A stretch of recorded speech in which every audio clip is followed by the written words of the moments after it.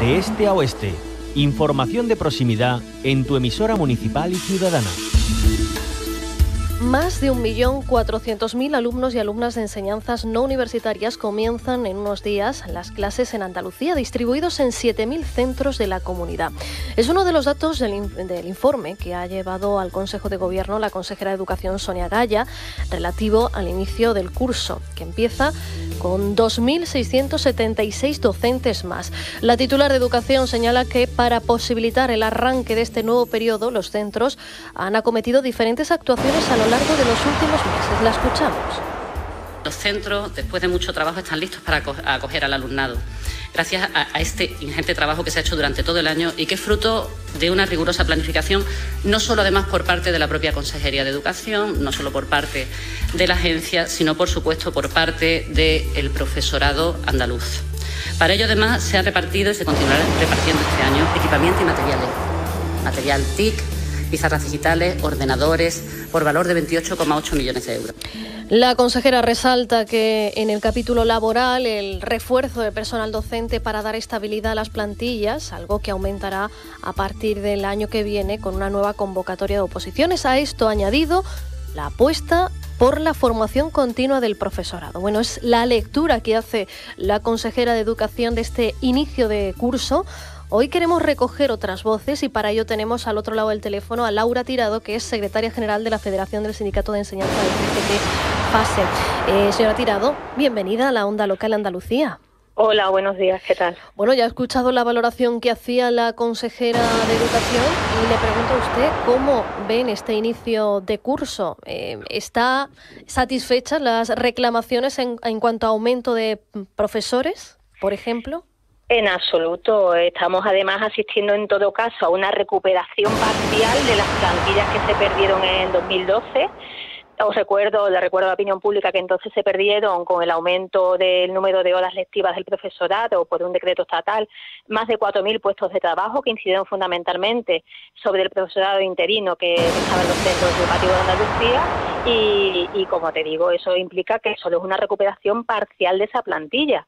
La plantilla en aquel momento llevaba una línea ascendente de contratación que hubiese implicado que a estas alturas, en el año 2017, estaríamos por encima de esos 98.000 docentes que están ahí indicados. ¿De acuerdo? O sea que muy parcial recuperación, incompleta, nos falta ese segundo tramo que nos prometen para el año que viene. El profesorado no ha sabido hasta este lunes cómo se iba a hacer esa reducción horaria y qué repercusión iba a tener en su horario de trabajo hasta este lunes. Esa es la planificación de la que habla la consejera y bueno, sobre el estado de los centros, eso harina de otro costal. Uh-huh. Y señora Tirado, estábamos hablando de que se fue bajando el número de profesores y esto efectivamente afecta a la calidad de la enseñanza que reciben los alumnos. ¿Qué consecuencias ha tenido en las aulas esa reducción de personal? Bueno, por un lado está el consecuente aumento de ratio que se ha venido sufriendo poco a poco en cada grupo. Ahora mismo empieza el curso y seguimos denunciando cómo se inicia este curso. Pues ya tenemos constancia de que hay aulas con 29 alumnos en educación primaria, por encima de lo legalmente establecido y que con normalidad vemos que ese 10% que está por encima de las ratios establecidas en 25 alumnos aula en educación primaria, como os digo, pues antes de septiembre, que sería cuando se daría esa situación que daría pie a ese aumento del 10%, ya está al alza, ya está cubierto ese 10%. Lo damos ya como con cierta naturalidad, ¿no? Esa subida de alumnos. No sé si, bueno, como te decía, después hemos asistido durante todo este verano al rifirrafe entre el gobierno estatal y el andaluz de las 35 horas. Nos hemos llevado todo el verano recibiendo llamadas de profesorado, viendo cómo repercutiría o dejaría de repercutir eso en ese supuesto aumento que iba a haber de dotación de profesorado. Nosotros ya lo advertimos hace un año cuando determinadas centrales sindicales firmaron un acuerdo con la Junta de Andalucía, con la consejera de Educación entonces, como un brindis al sol, sin una dotación económica y cuando ya se sabía que en otras comunidades autónomas el gobierno central había recurrido ese tipo de resoluciones. Uh-huh. Entonces, comienza el curso y en cuanto al horario, los profesores en Andalucía, ¿en qué situación se van a encontrar? En cuanto al horario, los profesores en primaria e infantil se van a encontrar igual, porque ahí no hubo repercusión sobre el horario lectivo, y el profesorado de secundaria se va a encontrar que dentro de su horario lectivo, eso lo quiero aclarar siempre porque no quiero que lleguemos a malentendidos. Hace años recuerdo con Esperanza Aguirre diciendo que solo trabajamos 18 horas a la semana, trabajamos las 35 horas a la semana, igual que cualquier trabajador de la administración pública, pero en cuanto a las horas lectivas se van a encontrar que seguimos a 20 horas lectivas, pero una de esas 20 horas lectivas se va a considerar que es una hora de guardia de la que todo el profesorado tiene. Entonces será una hora menos de preparación de clases, pero todos sabemos que la hora de guardia se atiende al alumnado, obviamente.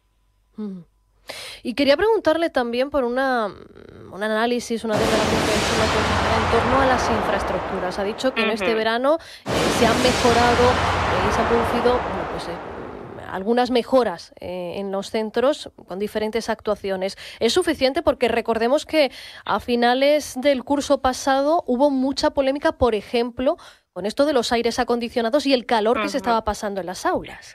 Sí, efectivamente. Y bueno, este es un tema que especialmente en nuestro sindicato vivimos en primera línea, porque nosotros llevamos años denunciando el tema de las temperaturas extremas que se sufren y el estrés laboral al que se ven sometidos los trabajadores y el alumnado. Somos conscientes de que cuando hacemos esas denuncias a las inspecciones de trabajo, solo en este verano hemos presentado a las inspecciones de trabajo de las distintas provincias más de 50 peticiones de revisión de esas temperaturas en centros de trabajo. Y ya nos dijo entonces el señor Álvarez Las Chicas que éramos unos frívolos por plantear este tipo de cuestiones. Años después, pues se nos viene a dar la razón. La ola de calor de julio del año pasado puso en tela de juicio cómo estaban los centros educativos andaluces en cuanto a infraestructuras que pusiesen freno a esas temperaturas que vivimos en nuestra querida Andalucía. Por exceso, por defecto, porque no olvidemos que después viene invierno y también tenemos zonas en las que las temperaturas bajan bastante y tampoco nuestros centros están preparados para ese tipo de situaciones. ¿Y las actuaciones han sido suficientes? Hombre, estamos hablando de que las actuaciones, sí, efectivamente, como dice la consejería, tenemos 7.000 centros educativos en toda Andalucía, solo se ha actuado en menos de un 1%, son 51 centros en los que se ha actuado, y sabemos que esas actuaciones aún no han terminado en esos 51 de 7.000 centros educativos andaluces. Creo que no hay nada más que decir. La valoración que la pongan los oyentes, obviamente insuficiente, y ya os decimos que algunas de esas actuaciones no están terminadas. No se pedía solo que se instalasen aires acondicionados, o no tiene por qué ponerse aires acondicionados en los centros educativos. Hay otras muchas medidas que se pueden dotar en los centros para la climatización, tan simples como poner árboles en algunos patios, pérgolas, etcétera. Hay muchas cosas que hacer, orientación de los edificios, qué medidas tomar cuando se va a hacer un edificio que tiene una finalidad educativa, etcétera, etcétera. Sobre más medidas de equipamiento, todos los veranos se hacen obras de adaptación de algunos centros, todos los veranos se hacen algunas actuaciones en ese sentido.